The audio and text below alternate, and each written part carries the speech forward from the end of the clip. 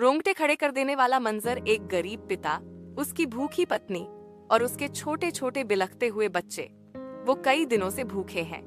उनके पास ना खाने को एक दाना है और ना ही पहनने को ढंग के कपड़े।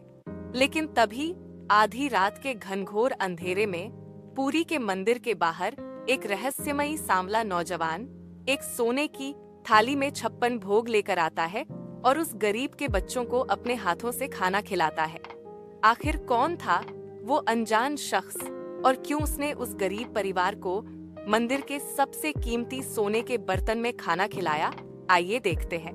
भगवान जगन्नाथ की इस रुला देने वाली लीला के इस अद्भुत भाग में कहानी शुरू होती है ओडिशा के एक छोटे से गांव जाजपुर से, जहां एक बेहद गरीब और सीधा साधा इंसान रहता था जिसका नाम था बंधु मोहंती।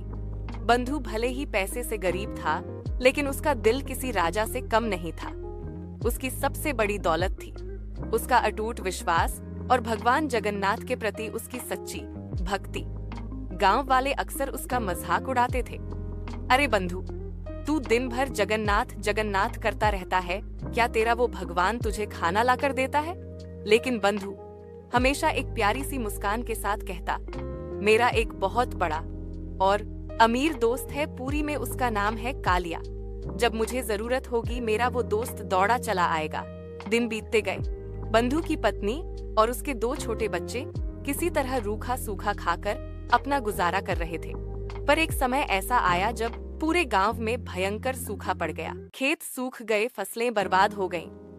गांव के लोग अपने बचे खुचे अनाज से अपना पेट भर रहे थे, लेकिन बंधु के घर में तो चूल्हा जले हुए 3 दिन बीत चुके थे।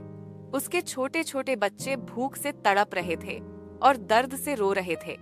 उनके रोने की आवाज सुनकर बंधु की पत्नी का दिल फटने लगा। उसने रोते हुए बंधु के आगे हाथ जोड़कर कहा, अब मुझसे इन मासूमों की ये हालत नहीं देखी जाती।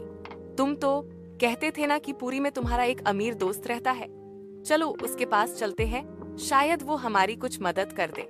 बंधु मोहंती जानता था कि उसका वो दोस्त कोई और नहीं बल्कि स्वयं पूरे ब्रह्मांड के नाथ भगवान जगन्नाथ है।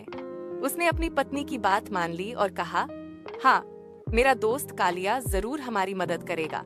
हम आज ही उसके पास पुरी चलेंगे। भूखे प्यासे कमजोर कदमों के साथ बंधु और उसका परिवार मीलों का लंबा सफर तय करके पुरी की तरफ निकल पड़े। रास्ते में ना पीने को पानी था, ना खाने को कुछ। बच्चे चलते चलते चक्कर खाकर गिर पड़ते थे, लेकिन बंधु उन्हें गोद में उठा लेता और कहता, बस थोड़ी दूर और मेरे बच्चों, तुम्हारे कालिया चाचा के पास बहुत बड़ा महल है। वहाँ रोज 56 तरह के पकवान बनते हैं। वो तुम्हें जी भर के खिलाएगा। जैसे तैसे थकते हारते कई दिनों का लंबा सफर करके वो परिवार पुरी पहुंचा। मंदिर के शिखर पर लगे नील चक्र को देखते ही बंधु की आंखों से आंसू बहने लगे। उसने जमीन पर लेटकर अपने प्रभु को दूर से प्रणाम किया। लेकिन तब तक रात हो चुकी थी और मंदिर के सिंह द्वार बंद हो चुके थे। मंदिर के कपाट बंद थे और भूख से बच्चों की आवाज तक निकलना बंद हो गई थी। बंधु की पत्नी ने बेहाल होकर रोते हुए पूछा, कहाँ है तुम्हारा दोस्त? अब तो दरवाजे भी बंद हो गए। तुमने हमसे झूठ बोला था। मेरे बच्चे आज भूख से यहीं मर जाएंगे। बंधु ने भारी आवाज में कहा, पागल हो गई हो क्या? मेरा दोस्त अभी सो रहा होगा। रात बहुत हो चुकी है, हमें उसकी नींद खराब नहीं करनी चाहिए। आज रात हम यहीं मंदिर के बाहर सो जाते हैं। सुबह उठते ही मेरा कालिया सबसे पहले हमारे पास आएगा। यह कहकर बंधु ने अपने परिवार को मंदिर के एक कोने में मिट्टी पर सुला दिया और खुद अपने दोस्त जगन्नाथ को याद करते करते आंसुओं के साथ सो गया। लेकिन क्या सच में एक सच्चा भक्त और उसके छोटे छोटे बच्चे भूखे सो सकते थे जब उनका स्वामी, उनका कालिया वहां हो? आधी रात का समय था। चारों तरफ घनघोर अंधेरा और सन्नाटा छाया हुआ था। तभी अचानक मंदिर के बंद दरवाजों के अंदर से एक अद्भुत रोशनी निकली। एक बेहद ही सुंदर सांवले रंग का नौजवान, जिसने रेशमी पीले कपड़े पहने हुए थे, जिसके माथे पर चंदन का तिलक चमक रहा था और जिसके चेहरे पर पूरे ब्रह्मांड की चमक थी, वो हाथ में एक बड़ी सी सोने की थाली लेकर बंधु मोहंती के परिवार के पास आया। थाली में जगन्नाथ जी का पवित्र महाप्रसाद रखा था।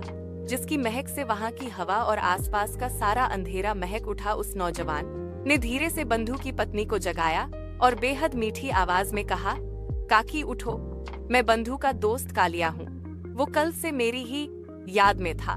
मुझे पता चला कि मेरे भतीजे भूखे हैं, इसलिए मैं उनके लिए अपने महल से खाना लाया हूँ। पत्नी ने आंखें मली। उसे समझ नहीं आया कि इतनी रात गए, इतने सुंदर कपड़ों में यह लड़का कौन है। लेकिन बच्चों ने जैसे ही खुशबू सूंघी वो उठ गए। उस सांवले लड़के ने अपने कोमल हाथों से उन मासूम बच्चों को महाप्रसाद खिलाया, बंधु की पत्नी को भी खिलाया और मुस्कुराते हुए वो थाली वहीं रखकर मंदिर की तरफ अंधेरे में गायब हो गया। सुबह हुई, सूरज की किरणें आईं। मंदिर के पुजारियों ने जब महाप्रभु को जगाने के लिए कपाट खोले तो उनके होश उड़ गए। भगवान जगन्नाथ के पास रखी सबसे कीमती सोने की थाली गायब थी। पूरे मंदिर में हल्ला मच गया। राजा के सिपाही चोर को ढूंढने निकल पड़े। ढूंढते ढूंढते सिपाहियों की नजर मंदिर के बाहर सो रहे बंधु मोहंती पर पड़ी। उसके ठीक बगल में वही मंदिर की सोने की थाली रखी हुई थी। सिपाहियों ने बंधु को दबोचा, उसकी पत्नी और बच्चों के सामने उसे बुरी तरह पीटना शुरू कर दिया। बंधु रोता रहा, कहता रहा कि उसने चोरी नहीं की, लेकिन किसी ने उसकी एक ना सुनी। बंधु को काल कोठरी जेल में डाल दिया गया। जंजीरों से बंधा बंधु रो रो कर अपने दोस्त की तरफ देखकर कह रहा था, कालिया, क्या दोस्ती का यही सिला दिया तूने खाना खिलाया, यह तो ठीक था, पर यह थाली यहाँ छोड़कर तूने मुझे चोर साबित कर दिया। उसी रात पुरी के राजा गजपति महाराज के सपने में स्वयं भगवान जगन्नाथ प्रकट हुए। उनकी बड़ी बड़ी गोल आंखें क्रोध से लाल थीं।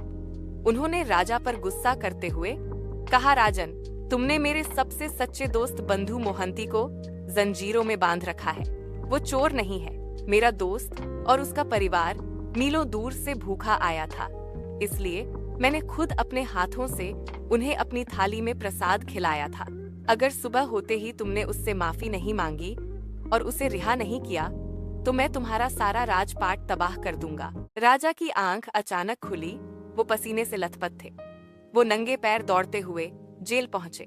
उन्होंने खुद अपने हाथों से बंधु मोहंती की जंजीरें खोलीं और उसके पैर पकड़कर रोने लगे। राजा ने कहा, मुझे माफ कर दो बंधु, तुम कोई आम इंसान नहीं, तुम तो मेरे प्रभु जगन्नाथ के सबसे प्रिय सखा हो।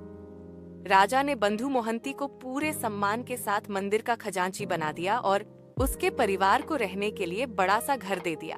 दोस्तों, ये है हमारे जगन्नाथ जी का असली रूप। वो सिर्फ सच्ची दोस्ती और भाव के भूखे हैं। उनके लिए ना कोई राजा है, ना कोई रंक और ना ही कोई भिखारी। वो सच्ची भक्ति के आगे अपने अमीर से अमीर खजाने लुटा देते हैं। अगर इस कहानी ने आपके दिल को छू लिया है तो कमेंट में पूरी श्रद्धा के साथ जय जगन्नाथ लिखना ना भूलें और ऐसी ही अद्भुत और रहस्यमयी लीलाओं के लिए चैनल को जरूर सब्सक्राइब करें।